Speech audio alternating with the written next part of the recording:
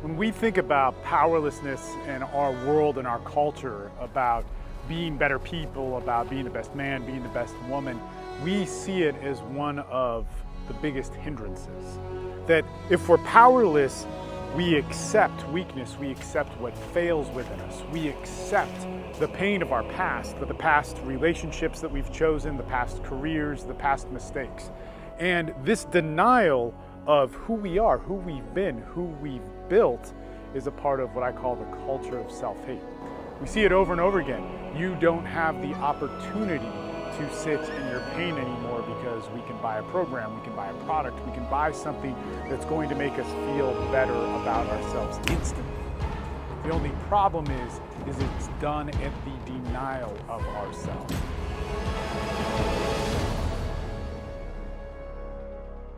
If we don't recognize powerlessness, what we don't have power over, what we only have influence over, if we don't recognize what that really is, we're going to be fighting a fight that we cannot win. We're going to be seeking false solutions and getting frustrated, thinking it's ourselves, thinking man, we did get the perfect body, we did get the perfect mind, we did do the Vipassana meditation, we did get the six-pack, we did get the girlfriend, the boyfriend, the husband, the wife, all those different things.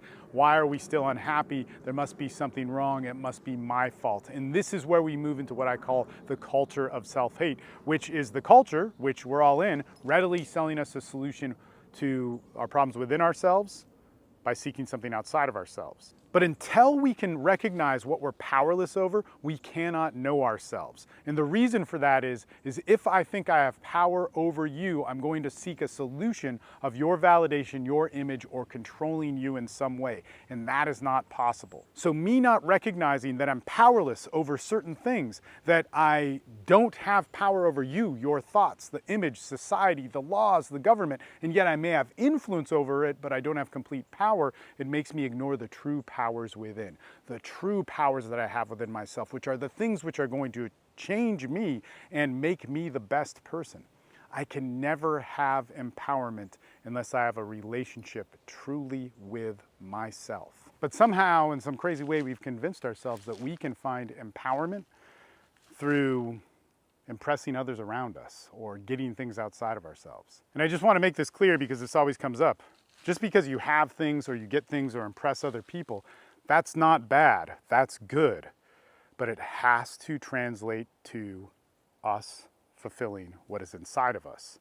And that takes very specific and particular work, which most of us pretty much ignore. When we get to powerlessness, the idea isn't that we're weak. The idea isn't that we're greater than other people. The idea isn't that we need power in order to be happy. The idea is that we need the power within ourselves. We need empowerment. We need to know who we are in order to be happy. And so much of the counter messages to this is I don't ever want to admit that I'm powerless.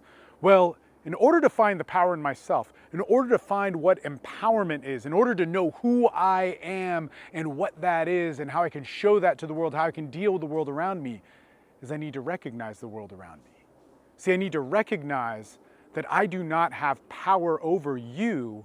I may have influence, I may have connection, I may have certain times where you agree with me, I may have certain times where you look up at me, I may have certain times where I look up at you.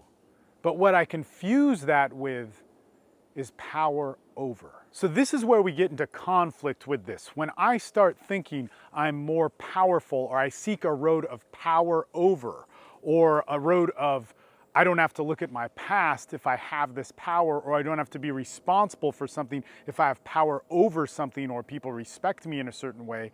If I have the wrong idea of what power is, then I'm never going to acknowledge that I'm powerless. And I'm going to put myself in situations which I cannot win. I cannot find happiness. I cannot have choice. I cannot have free will. And I take away choice from other people, or attempt to do that, which is actually impossible because I can only have influence over other people, and I lose. Now, let's break down how this is relevant to your lives, because it's a great philosophy, it's a great theory, but how does it work in how you live?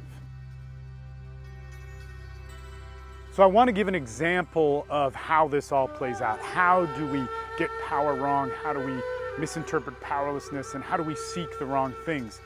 So let's say we're lonely. Let's say we don't have the relationships we want. We don't have the friendships we want. We're in pain. We want to get out of that pain. We want to get out of that loneliness. And our culture gives us the opportunity to never have to sit in that pain very long. However, it almost always gives us an answer that will be unfulfilling, but successful enough to not ever have to look at the root of our pain. An example of this would be we're lonely, or maybe we're overweight, or we're not happy with our bodies, or something like that, but let's stick with loneliness.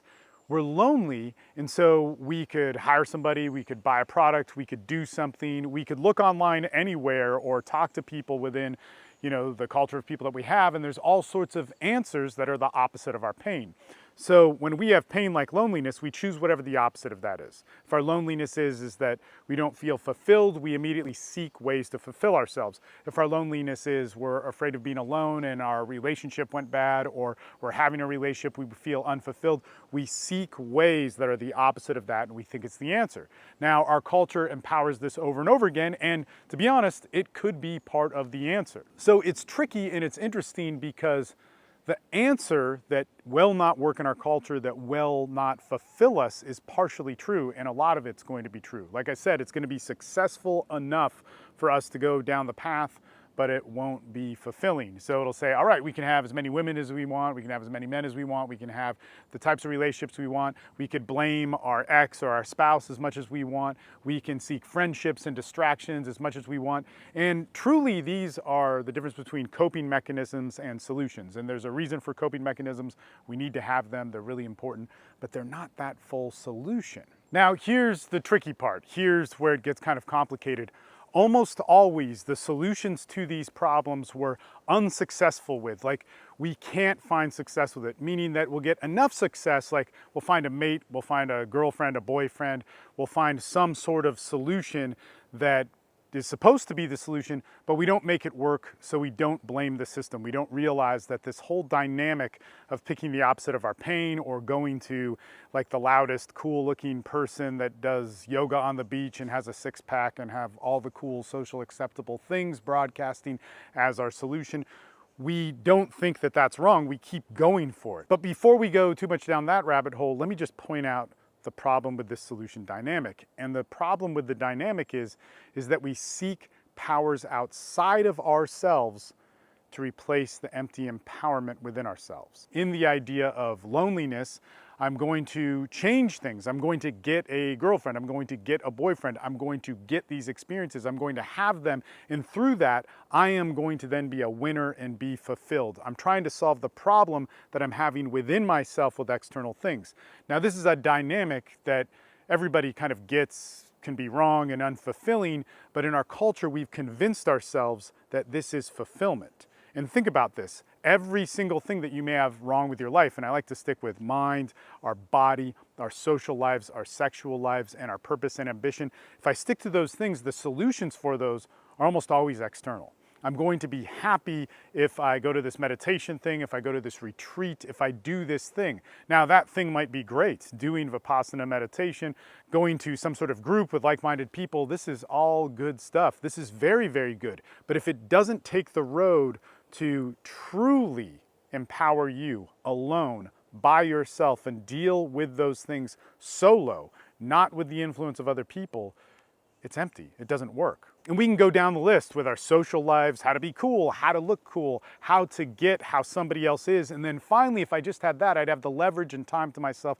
to be happy. With sex and relationships, man, I don't need to look at my sex, my sexuality. I don't need to look at who I am as a man or who you are as a woman. I need to have more experience. And when I have those experiences, I can be fulfilled. If only I had the perfect relationship, then I could be me better. When it comes to purpose and ambition, our meaning, our drive, should be there, not because of the meaning and drive within me, but the meaning and drive within myself compared to the world around me. That I need to look at outside things to want to have that power that they have, to give me their attention, to give me their validation, to give me their adoration, so that I can feel like I'm a part of this world. And I'm gonna tell you that this gets tricky because so much of these things are good. When it comes down to being happy, going to the Vipassana retreat, when it comes down to having a good social life, when it comes down to having a good body, when it comes down to having good relationships that complete you, when it comes down to your ambition and drive taking you certain places, those are all good things. However, we expect the power outside of ourselves to help us. And unless we know where we are powerless in our lives, we will always be confused about this. See, when I start to realize that I am powerless over things outside of myself, I stop seeking solutions for that. I seek solutions within myself so that I can influence those powers outside of myself, if that. And if I can't influence them, I can accept the reality of who I am. This is all about who I am. This is not about denying who I am. This is not about saying that I'm not good enough, so I need you to like me. This is about saying I'm good enough and I want to show you so that you can have the choice to see whether or not you like me. This is how we need to start moving and how we help ourselves. When we want to seek fulfillment with our minds, our bodies, our social lives, our sexual lives, our purpose, our ambition, we need to start seeing the reality of how that plays out. Is that it isn't about fixing those problems within me with what look like solutions outside of me.